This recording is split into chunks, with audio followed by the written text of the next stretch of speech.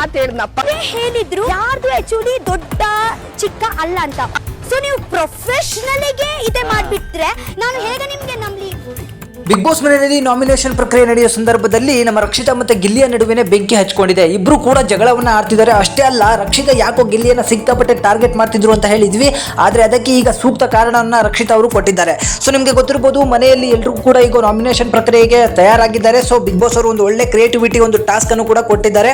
ಅದು ಕೂಡ ಮನೆಯವರ ಎಲ್ಲಾ ಫೋಟೋಗಳನ್ನು ಜೋಡಿಸಿ ಅವರ ಬಟ್ಟೆಗಳನ್ನು ಅಲ್ಲಿಟ್ಟಿದ್ದಾರೆ. ಆ ಬಟ್ಟೆಗಳನ್ನು ತಗೊಂಡು ಚೆನ್ನಾಗಿ ಸೆಳೆದು ಅದರಲ್ಲಿರುವಂತಹ ಕೊಳೆಯನ್ನು ಹೊರಗೆ ತೆಗೆಯೋ ರೀತಿಯಂತೆ ಅವರಲ್ಲಿರುವಂತಹ ಕೆಟ್ಟ ಗುಣವನ್ನು ಹೇಳಿ ಅವ್ರನ್ನ ನಾಮಿನೇಟ್ ಮಾಡಬೇಕು ಅಂತ ಹೇಳಿ ಹೇಳ್ತಾರೆ. ಸೊ ಮೊದಲನೇದಾಗಿ ನಿಮಗೆ ಗೊತ್ತಿರಬಹುದು, ಬೆಳಗ್ಗೆ ಯಾರ್ಯಾರ ನಡುವೆ ಜಗಳ ಆಯಿತು ಅಂತ ಹೇಳಿ. ಸೊ ಧ್ರುವಂತು ಅಶ್ವಿನಿ ಅವರ ನಡುವೆ ದೊಡ್ಡ ಜಗಳ ಆಯಿತು. ಈಗ ಜಾನ್ವಿ ಅವರು ಗಿಲ್ಲಿ ಅವರನ್ನ ಟಾರ್ಗೆಟ್ ಅನ್ನ ಮಾಡ್ತಾರೆ. ಸೊ ಈ ಗಿಲ್ಲಿಗೆ ಸವಿರುಚಿ ಅನ್ನೋ ಒಂದು ಆಂಕರಿಂಗ್ ಬೇಡಂತೆ ಬಿಗ್ ಬಾಸ್. ಇವನು ದೊಡ್ಡ ಆಂಕರ್ ಆಗ್ಬೇಕಂತೆ, ಇವನಿಗೆ ಅನುಬಂಧ ಅವಾರ್ಡಿಂದೇ ಒಂದು ಆಂಕರ್ ಆಗ್ಬೇಕಂತ ಇವನು. ಸೊ ಇವನಿಗೆ ಆಂಕರಿಂಗ್ ಅನ್ನೋದ್ರ ಮೇಲೆ ಒಂಚೂರು ಕೂಡ ಬೆಲೆ ಇಲ್ಲ, ಬಾಯಿಗೆ ಬಂದಂತೆ ಮಾತಾಡ್ತಾನೆ ಅಂತ ಹೇಳಿ ಹೇಳ್ತಾರೆ. ಸೊ ಇದಾದ ಮೇಲೆ ನನ್ನ ಕುಡಿ, ನನ್ನ ವಂಶಸ್ಥೆ, ನನ್ನ ಸೂರ್ಯ ವಂಶದ ಕುಡಿ ಅಂತ ಹೇಳಿ ಕರಿತಿದ್ದಂತಹ ರಕ್ಷಿತಾ ಈಗ ತನ್ನ ಸೂರ್ಯನ ಕಿರಣದಿಂದನೇ ಗಿಲ್ಲಿಯನ್ನ ಸುಡ್ಲಿಕ್ಕೆ ಹೊರಟಿದ್ದಾಳೆ. ಅದು ಕೂಡ ಗಿಲ್ಲಿ ಹಾಗೆ ರಕ್ಷಿತಾ ಎಂಥ ಬಾಂಡಿಂಗ್ ಅಲ್ಲಿ ಇದ್ರು ಅಂತ ಹೇಳಿ ಈ ಹಿಂದೆ ಮಸಿ ಬಳಿಯುವಂತ ಒಂದು ಟಾಸ್ಕ್ ನಲ್ಲಿ ಅಶ್ವಿನಿ ಅವರು ನಮ್ಮ ರಕ್ಷಿತಾ ಅವರ ಯೂಟ್ಯೂಬ್ ಚಾನಲ್ ಬಗ್ಗೆ ಒಂದು ಕೆಟ್ಟಾಗಿ ಮಾತಾಡಿರ್ತಾರೆ. ಆ ಸಮಯದಲ್ಲಿ ಗಿಲ್ಲಿ ಅವರು ಕೂಡ ಹೇಳಿರ್ತಾರೆ, ನಿಮಗೆ ತಾಕತ್ತಿದ್ರೆ ನೀವು ಹೊರಗಡೆ ಹೋದ್ಮೇಲೆ ಒಂದು ಯೂಟ್ಯೂಬ್ ಚಾನಲ್ ಅನ್ನ ಕ್ರಿಯೇಟ್ ಮಾಡಿ ಆಮೇಲೆ ನೀವು ಈ ಮಾತನ್ನ ಹೇಳಿ ಅಂತ ಹೇಳ್ತಾರೆ.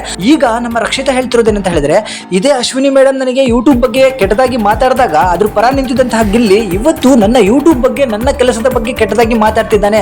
ಇವನು ಈ ರೀತಿ ಬದಲಾಗ್ತಾ ಹೋದ್ರೆ ಇವರನ್ನ ನಾನು ಹೇಗೆ ನಂಬೋದು ಅಂತ ಹೇಳಿ ಡೈರೆಕ್ಟ್ ಆಗಿ ಟಾಂಗ್ ಅನ್ನ ಕೊಟ್ಟಿದ್ದಾರೆ. ಅಷ್ಟೇ ಅಲ್ಲ, ಗಿಲ್ಲಿ ಈಗ ಅವರಿಗೆ ಕೈಯನ್ನು ಕೂಡ ಮುಗಿದಿದ್ದಾರೆ. ಇಷ್ಟು ದಿನಗಳ ಕಾಲ ಈ ರಕ್ಷಿತನ ಜೊತೆಗೆ ನಾನು ಇದ್ದಿದ್ದು ಅನ್ನೋದು ಗಿಲ್ಲಿಗೆ ಕಾಡ್ಲಿಕ್ಕೆ ಶುರುವಾಗಿದೆ. ಸೊ ಗಿಲ್ಲಿ ಯೂಟ್ಯೂಬ್ ಬಗ್ಗೆ, ಆಂಕರಿಂಗ್ ಬಗ್ಗೆ ಎಲ್ಲ ಏನು ತಮಾಷೆ ಮಾಡಿದ್ದಾನೋ ಅಥವಾ ಅದನ್ನು ಕೆಳಗೆ ಹಾಕಿ ಏನು ಮಾತಾಡಿದಾನೋ ಅದು ಖಂಡಿತವಾಗಿ ಈ ಪ್ರೋಮೋದಲ್ಲಿ ಗೊತ್ತಿಲ್ಲ. ಆದರೆ ರಕ್ಷಿತಾ ಅವರ ಯೂಟ್ಯೂಬ್ ಚಾನಲ್ ಬಗ್ಗೆ ಮಾತಾಡಿಕೊಂಡು ಅವರು ಏನೋ ಒಂದು ತಮಾಷೆ ಮಾಡಿದ್ದಾರೆ. ಅದರಿಂದ ರಕ್ಷಿತೆಗೆ ಸಿಕ್ಕಾಪಟ್ಟೆ ಬೇಜಾರಾಗಿದೆ. ನಾನು ಯೂಟ್ಯೂಬ್ ಮಾಡ್ಕೊಂಡೆ ಇವತ್ತು ಈ ಬಿಗ್ ಬಾಸ್ಗೆ ಬಂದಿರೋದಕ್ಕೆ ಮೂಲ ಕಾರಣನೇ ಯೂಟ್ಯೂಬ್. ಅದರ ಬಗ್ಗೆ ಕೆಟ್ಟದಾಗ ಮಾತಾಡೋಕೆ ನಾನು ಯಾವತ್ತೂ ಶ್ರಮಿಸಲ್ಲ.